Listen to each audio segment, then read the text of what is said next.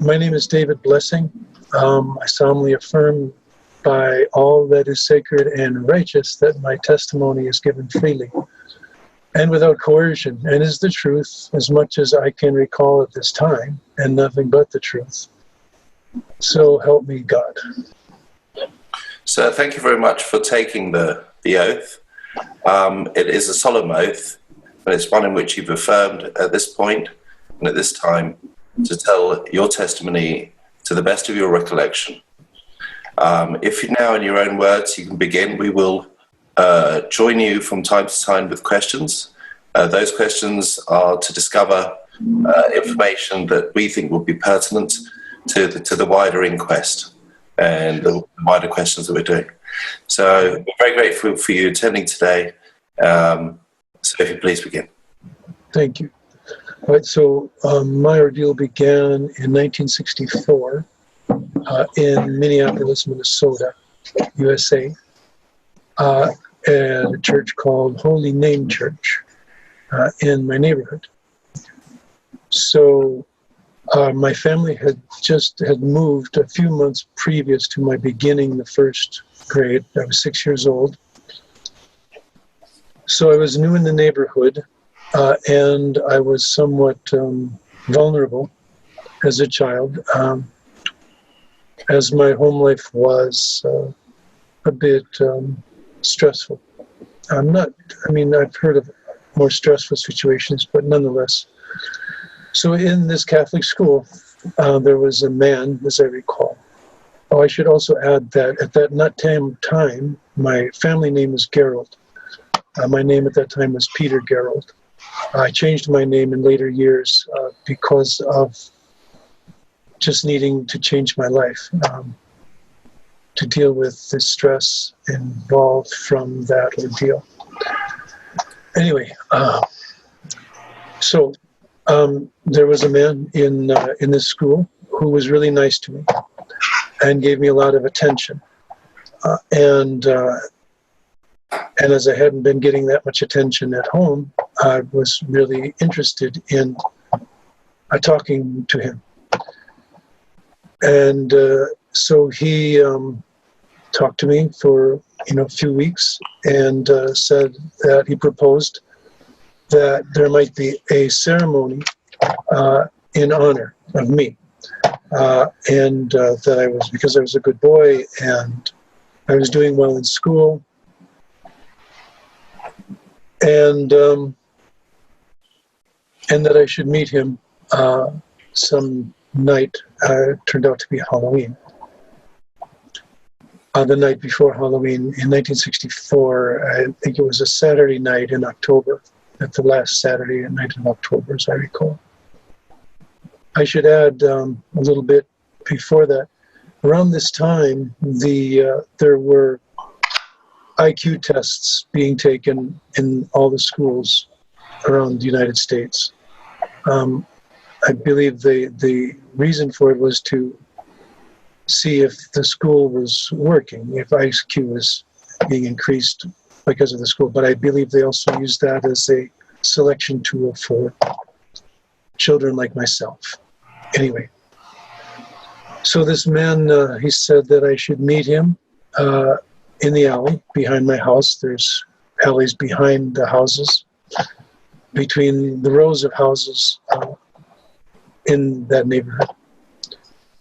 So after I went to bed at night, then my parents were distracted, watching television or whatever they're doing.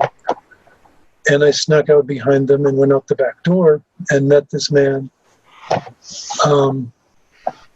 in the alley. He was standing behind the garage. There's a garage in the back and then the alley, and he was standing just between the garage and the alley.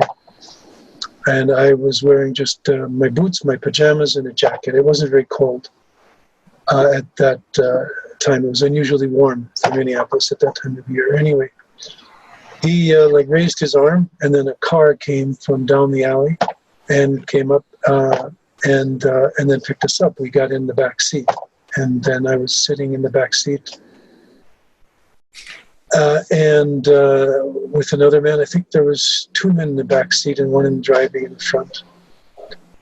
And we drove then out the end of the alley, took a right turn to Chicago Avenue, then down Chicago Avenue to 38th Street, and then 38th Street to 11th Avenue, and then back a block to where Holy Name Church is. That's on, I think, 11th and 36th Avenue, somewhere in there, in Minneapolis.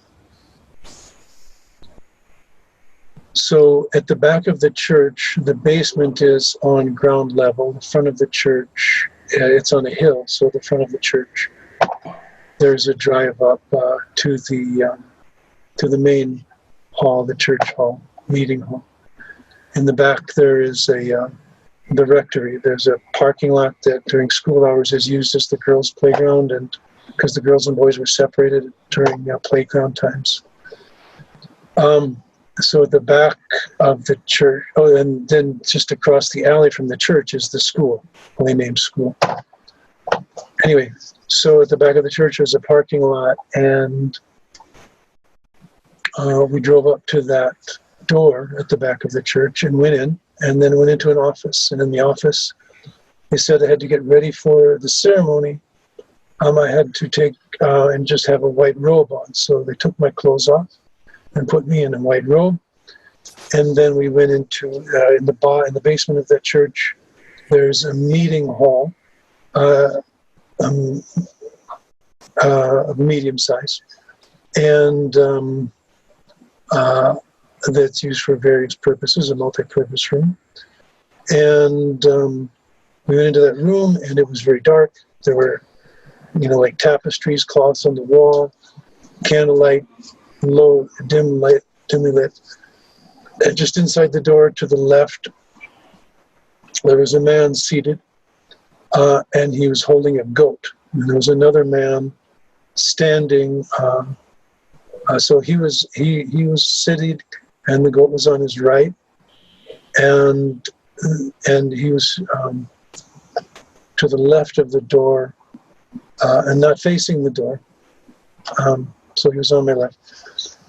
And then to his right and to the right of the goat, there was another man holding the other horn of the goat. And there was also a number of men lined up against the wall behind him, and to the man seated to his left. And they were having animal masks on that were like animals. Like one was like an elk, and one was like, I think, a monkey, and one was like a bear, something like that. I don't remember them all very clearly. Anyway, so he was holding the goat, and then he said, in order to start the ceremony, we had to kill the goat. And I didn't want to kill the goat. And he said, well, you're a big boy. Don't you eat your father hunts? And he made some kind of story that made me feel a little bit guilty for not wanting to kill the goat. And so I finally agreed to kill the goat, and they put a knife in my hand, and another adult hand kind of pulled my hand across the throat of the goat. And then they were holding the goat so it wouldn't like buck and make a mess. And so then the goat started to bleed out of his neck. And then the guy that was seated, he took like a golden chalice, the same kind of goblet you'd use in the church for mass, for the wine and all that. So he took that kind of goblet, and he caught some of the goat's blood, and then he moved it around and kind of mixed it up with something else that was in the goblet. And he said, here, you have to drink this, and we can start the ceremony. And so I said, okay. And so I drank it. And then, until that time, they were all very nice and cordial and respectful towards me. And after I drank it, then they started to become rather abusive. And so after I drank that one, I began to become very weak.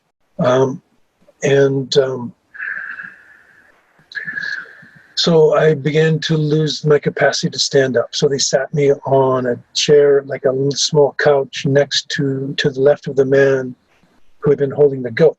So the guy that was holding the goat that was seated, he was like the head priest or whatever it was. And the rest of them were more like followers, I think. Anyway, so I sat to his left on this kind of couch as my energy started to run out.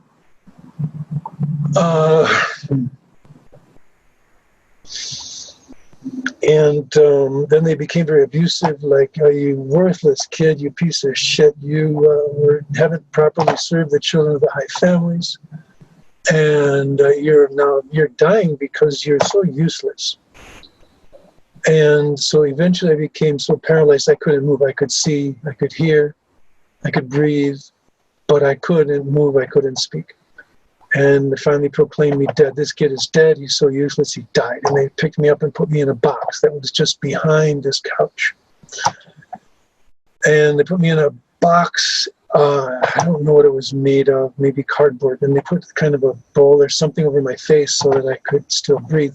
And they buried me in dirt. They said, "He's useless. We just better bury him, otherwise he'll just stink." And so they buried me in dirt, and I'm laying in the box and totally, absolutely terrified, and believing that I was dead, and my mind split. So from that point on, I was seeing the whole thing from two perspectives. One, from the perspective of watching it from the ceiling, and the other perspective of being in my body. And so I'm laying in the box, and the part of me that's in the box is thinking that this is what death is like. I'm just absolutely certain that I'm dead. I'm totally dark, but I can still hear what's going on in the room. I can't see anything because there's dirt over this bowl that's over my face. And from the ceiling, I'm just very dispassionate, just seeing, okay, there's this, here I am in the box, I must be dead, this is what death is like. And then somebody comes into the room and says, "Where's that boy? I like that boy. What happened to him?" And then another voice says, "He was useless, he died. He died of uselessness." And the guy said, "Well," the other voice said, "Well, do you think he'll agree to serve the children of the high families? Maybe we can resurrect him."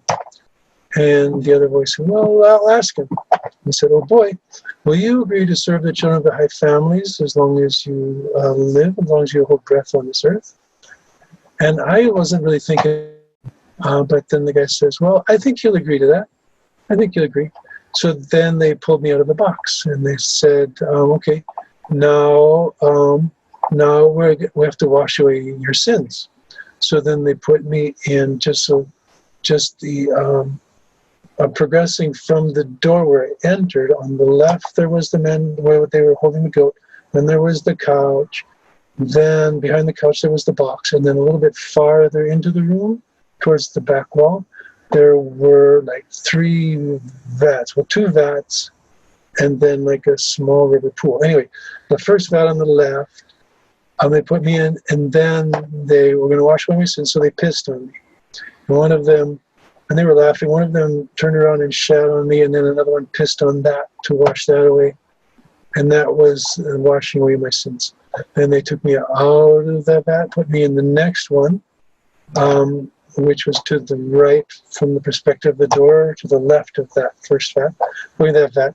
And then there was the guy that, I think it was the guy that talked to me in school. He was like the lowest guy in the totem pole. And then he gave me a bath, like a soap and water bath. And then, so after I killed the goat, then they took away the robe because it had blood on it. So, so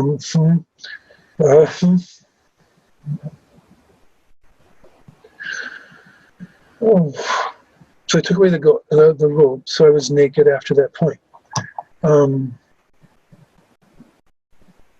So then they gave me the soap and water bath. Then after that, then took me out of that one and put me in like a small rubber pool, like kids play in the yard. And then rubbed me all with oil. So like some kind of oil, they rubbed me all down with. And as that oil, as the guy was rubbing me with oil, all over with oil, then the drugs started to wear off, and I think it started to wear off a little bit early. But anyway, I kind of stood up and looked at 2 guys that were to my left and a little bit in front of me.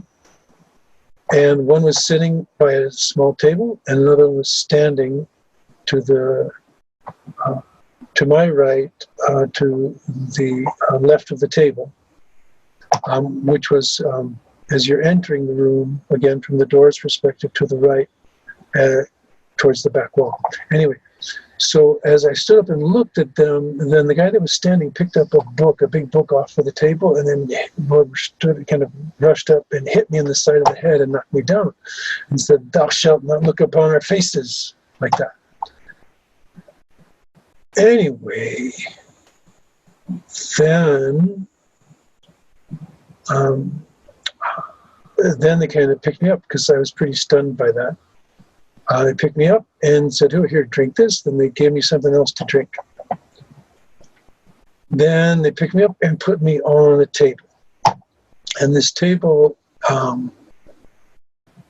it's hard to get perspective on that table. I think it was kind of in the middle of the room, in front of, closer to the door than those vats were. Anyway, they put me on a small table, maybe like an end table, not very high off the floor. Something that you'd have next to a couch, a low table, a small table. They put me on that, but it was big enough that I could just kind of lie on it. And as they put me on the table, they started to do some chanting. They're chanting blah, blah, blah, blah, blah, blah, this kind of a drone thing, droning chant. And as they were doing that, then I started to feel really big. And the part of my mind that was on the ceiling and the part of my mind that was on the table kind of got joined, and I felt like a big goat. So I could feel like I had horns that were bumping on the ceiling, and I had a snout that was kind of hairy, and I had hairy thighs and hooves that were standing on the table, and really strong chest, and I felt really big and strong and powerful. And they were bowing and bowing, worshiping me. And I felt, wow, I'm really important here. And then they stopped chanting, and then boom, I'm just a little boy laying on the table again. The ceremony was calling forth the beast. They had names for each step of this ceremony. It was the death and the washing away the sins, and then preparation for redemption, and then calling forth the beast, and then the redemption ceremony. Anyway, so after they did all that worshipy thing, and I was again just the boy sitting on the table. Then it was time for the redemption ceremony, and then it was just a sex orgy. Really, I was just the main sex toy. I think there were other children there. Part of this memory, there's some children in the beginning and other children at the end. I don't know if that's a projection. I don't have a clear memory of that. But I do think there were other children there as well. But during that whole ordeal, it was too terrifying for me to think about much else but my own experience. But then, they were just having sex with each other and having sex with me, and then I got semen all over me, covered. The head guy, the head priest, had a very small penis, which he used to fuck me in the ass. And pardon my language, but that's what it was. And that went most of the night. The beginning parts, they were maybe, I don't know, a shorter period of time, but most of the night was the whole sex orgy thing. And then I was just covered in semen head to toe, just dripping in my eyes and my mouth and my throat and my stomach, every place. It was disgusting.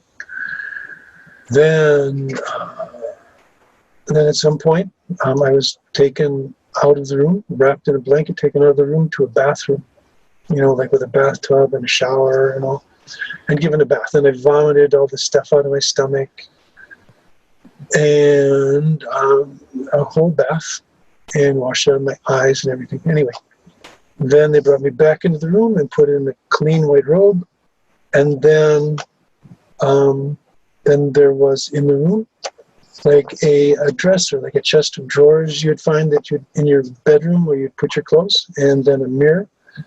And so I was standing in front of this in a white robe, And just at eye level, my eye level as a 6-year-old, was the top of the dresser, and on the dresser was the head of the goat. And then behind the head of the goat was a mirror, like, the kind you see on the dresser in the bedroom. And on this mirror were family photos of people that I didn't know. People, just family photos. People, out hunting with hunting rifles, smiling, swimming, I don't know, whatever they were doing in their family photos. And then they gave me a knife to hold, and it was a sword. For me as a 6-year-old, it was as big as a sword, and so I was holding it in front of me. And then I had to take this oath to uphold the honor and dignity and serve the children of the high families as long as I hold breath on this earth. And then, so that from the perspective of the entry door, that dresser was on the right towards the middle of the room. And then I was turned to the right from facing that dresser, turned to the right, and there was a man there with a watch, and he was waving it in front of my face, saying, you are sleepy, you won't remember anything that you've heard or seen in this at this time. And so it was some kind of a hypnosis thing. Then I was turned again to the right. So I'm now facing the starting point where the guy was in the beginning. I was holding the goat. And to his right, there was a table. No, actually, he's behind the table now. And he's holding a boy. And there's a boy sitting on the table. And the boy has got brown skin. And he can barely hold his head up. He's just like drugged or something. And I believe at this time I recall there being other children there. There's a vague memory of that. But he says, then if you remember what you see this night, then he stabbed the boy in the eyes, and his eyes started to bleed. And I think he stabbed the boy in the ears, if you remember what you hear. And then if you tell anyone, then he stabbed the boy in the mouth, and he started to bleed out of the mouth.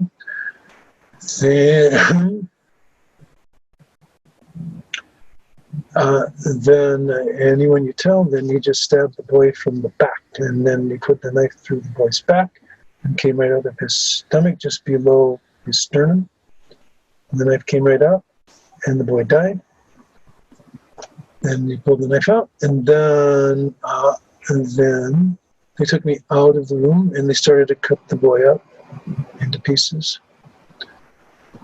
Anyway, they took me out of the room, then down the hall to where we had started in the office, and they took off the robe, and put me back. I had then again my boots, my pajamas, my jacket, and then we went out into the parking lot again.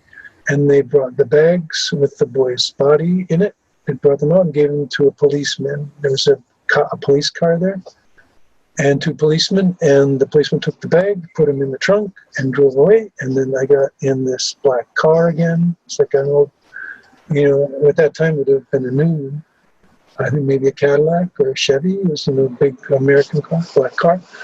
And then they drove me back home. And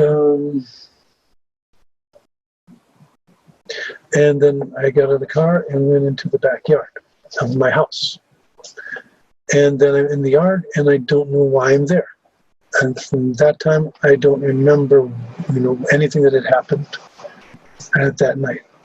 And I'm standing in the backyard and wondering why I'm there. And it's just barely getting a little bit gray, that gray early dawn light on the horizon. And I didn't know why I was there, so I went into the house and went to bed.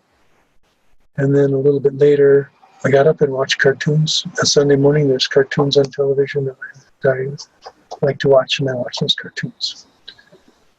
So that was that first night of what happened to me. And then, every 6 months or so, my mother would bring me to get a dental checkup at the University of Minnesota. And then I would be brought into the dentist's chair, to the place where the dentist would do the drilling or whatever it is, the x-rays and all. And then my mother would go out into the waiting room. And then someone would come in and say something, and I would go into a trance, and they would take me down the hall. The room was on the right at the end of the hall, and then in that room they would put a cap on my head, and there were wires from the cap that would go to a machine that would measure my brainwaves. And then they'd show me images on the wall. And I would watch these images on the wall, and then according to how my brainwaves responded to these images, I would get electric shocks. So the electric shocks right there. And so images of people, feeling success, boom, electric shock. Images of people in a family situation having a nice time, boom, electric shock. Images of things blowing up, no electric shock. Images of people killing each other, no electric shock. So like this, they were trying to condition me. And that went on once or twice a year until I was about 13 or 14. And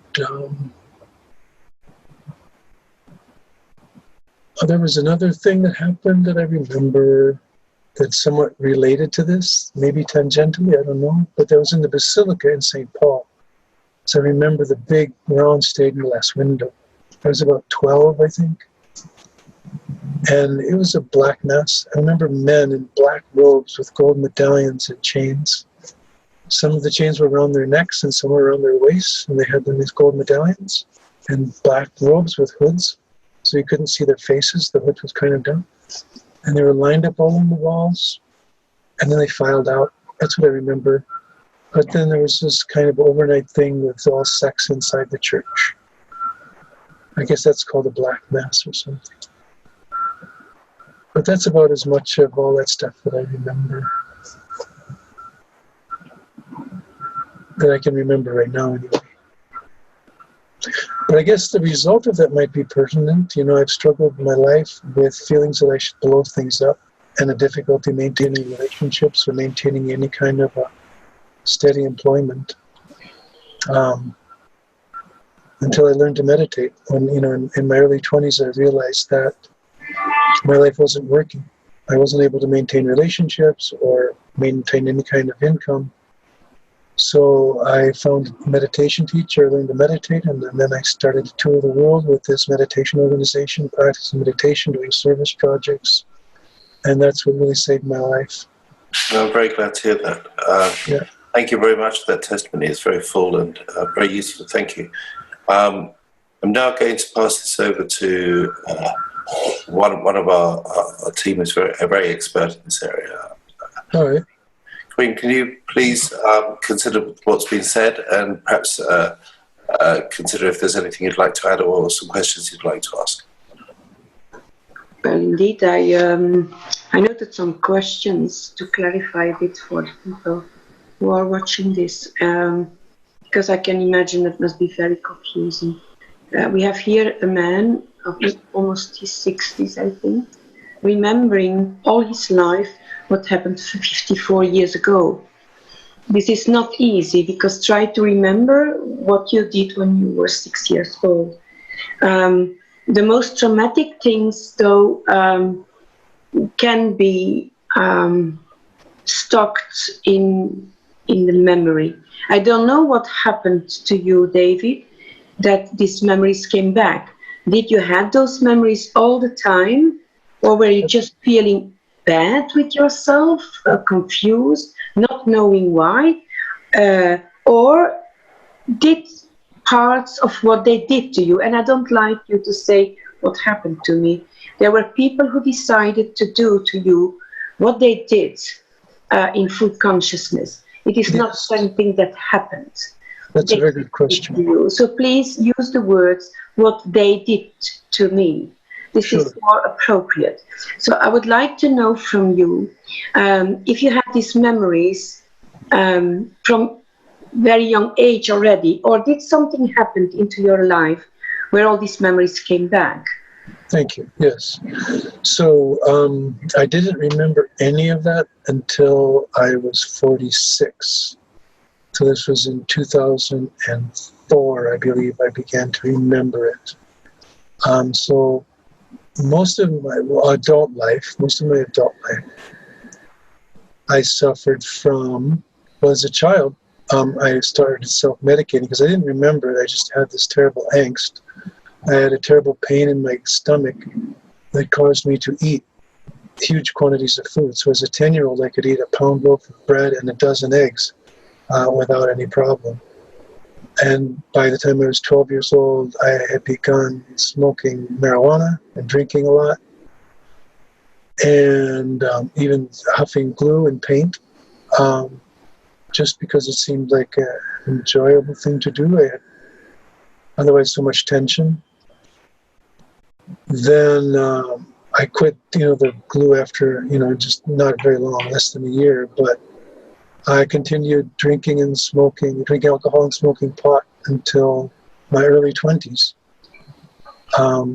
without any memory of what had been happening to me, just knowing that I felt very uncomfortable inside. And that's when I learned meditation. And then after learning meditation, I quit all of the drugs, but I continued to eat too much. In social situations, I would become so anxious that I would eat incredible amounts of food until my stomach hurt. And then after, like if it was a social gathering, after people would leave, then I wouldn't be able to sleep, so I'd have to vomit. So I had bulimia most of that time. And then I had chronic fatigue syndrome.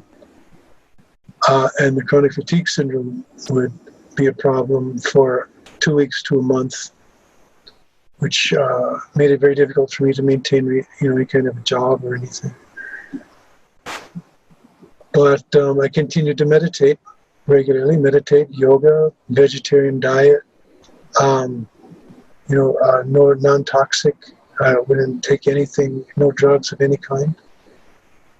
And I think that cleaned my mind out enough that in 2004, the memories started to come up. I was in university. There was a couple of things going on, the regular meditation, yoga, clean diet. I was in something called landmark education, which was all about integrity. And I was taking classes there. And I was in university studying a class on alternative medicine. And as I was doing research for a thesis, a term paper, my theory was that people who participate in communities of some kind of a community, have community connections, are going to be happier than those who are loners. And me being a loner, anyway. So as I was doing research on that, I started to be overwhelmed by a terrible sensation.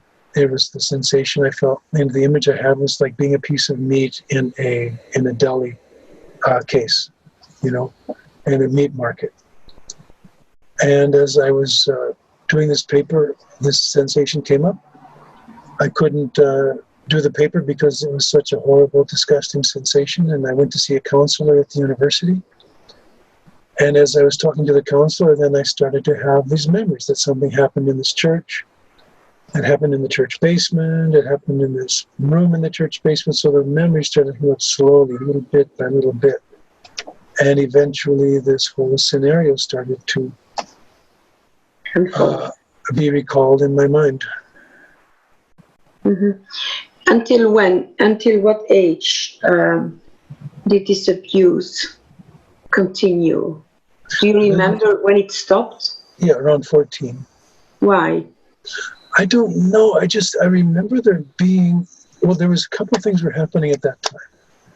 One, I do have some memory of a man asking me for my forgiveness and then killing himself. And I think that happened in this dentist office scenario down the hall. And it's like a flashing memory. But then around that same time, the Freedom of Information Act, journalists were getting wind of this. And there's a thing in American law called the Freedom of Information Act, where if you request documents from the government is compelled to supply those documents. And so this MK Ultra and all these things were starting to come into public awareness. And I believe that's when they started then to bury these things, because I don't think they had much success with it. I think more likely people like myself would have committed suicide or just become homeless and drug addicted. So I don't think their program had very much success. I think they just buried it and forgot about it as much as they could. I don't know. I honestly don't know. I just know what they did to me, and why it stopped. Honestly, if they had been tracking me for years after that, I honestly don't know. I don't have any evidence of it. It is very probably because we saw that. I've seen that in all these years with many victims. Apparently, from the moment we are born, we are somehow registered and followed. Not all of us, but some of us do. So at a certain point, it stopped, and then you were left to yourself. Now, it is very easy for them because they know that you are so, if I can use your words, fucked up as a child. They know what is going to happen. There are two possibilities: whether they will take you in to fulfill some jobs where they continue using you. You can be a minister, you can be a politician, it doesn't matter what. They will put you in places where they can control you, and you will probably be more like a filter then. So for instance, you could be a commissioner of child protection, and people who come to your office to complain about something happening to their child, it depends if it is a case that could bother them or that could discredit them. You will know what to do. You have to bury it. If it is the neighbor who abused the child, you will advocate for right to be done. That's what we see in practice. The other children who are destroyed because they destroy these children, they indeed start having alcohol problems, drug abuse, they go in prostitution. In fact, they fail all the time, or they go into psychiatric or mental institutions. And in all these cases, the victims are automatically discredited because of their stature. Oh, but he has been in a mental health hospital. Oh, but he's seeing a psychiatrist. Oh, but I don't know anything about that because from a childhood, I always had this sensation or this idea that I did not want to be successful because they would get me. There was just this thing that played in my mind. I don't know where it came from, but I avoided any kind of opportunities that came my way. As you know, I got out of high school. I couldn't really go through college because I would get too depressed to take tests or complete papers. So I just had the sense that I really needed to avoid any kind of position that could be interpreted as successful. Yeah, well, maybe it was your subconscious warning you. That might be, but all these other things that you're describing, I don't know. That's your testimony, but I don't know about it. But what's quite interesting was your reference previously to the IQ test. Yeah. You mentioned earlier that there was an IQ test and that precipitated the awful occurrences that occurred to you. So do you think perhaps that may have been part of your warning? I don't know. I was a 6-year-old. They put a test in front of me and I took it. I don't know. I think you're right, Chris, because I know from children and it's very unfortunate, but the church has been used by evil people to do these jobs. But the priests in all parishes were ordered to go into the schools and pick out the most intelligent pupils, and those children then they went to visit the parents, and say, we can help your child to be a very good educated boy. I know it especially for boys. And then they put them in border schools where these children are constantly abused. But when they get out of these elite schools, they have jobs for them. So it starts very early on. When these children are 5, 6, 7 years, they are followed. They get these IQ tests. They get other tests. They observe you in sports, in everything these children do. And then when they think this is a good subject for our project or evil project, they go and see the parents. And the children, the bad thing is that for the children, it seems as if their parents have sold them, which is not true, because these parents, in not all cases, but in most of these cases, they thought that this was the best to do for their children. They believed the priest. And then these children were picked up and put in boarding schools where the rest of their lives were programmed. I understand. Well, I was never in a boarding school. The initial ordeal that happened when I was 6 years old, there were none of the normal clergy, because the school at that time was taught mostly by nuns and priests. Well, not priests, but the nuns were teaching in the school, and the priests were doing their thing in the church. The only one that was present at that time was the one who I talked to in school. The rest of the pastor and the other more senior assistant priest and all of the nuns were gone that weekend on some retreat. So there was only the one there that was supposed to be the caretaker, but was the one that was allowing all this to go on. And as far as my parents, I have no information or knowledge or evidence that my parents were in any way involved in this whole thing. No, it's not always the case, but there seems to be a pattern in it. In many cases, churches are involved, not only Catholic churches, but others too. We've heard the testimony of Christy, and there again, it was the Mormon church. There seemed to be a pattern in it. We'll find out with all the testimonies of these brave people, because you have to admit to yourself that you are a very, very strong man. Being able to survive this, being able to stay sane, mentally sane, is already an achievement. And you used alcohol, you used drugs, you used whatever, but you were able to get off of all this alone, on your own. So you must be a very, very strong man. Well, thank you for saying that. No, I mean it. Accept it also. You have the right to accept the positive things too. Mm-hmm. Thank you. Thank you very much. Yeah, do you still have a question, Chris? No, I think that's been excellently examined, and also very fully given as well in regard to your testimony, sir. We're very obliged for that. It may well be that in the future we ask you to come back. Maybe we have some more questions. Sure, no problem. And I'd be obliged to thank you very much for giving that indication that you would be available. As we piece these pieces together and we bring together the different parts of testimony of these stories, as Corinne has said, a pattern is emerging. We're very much at the beginning of that exploration for this inquiry.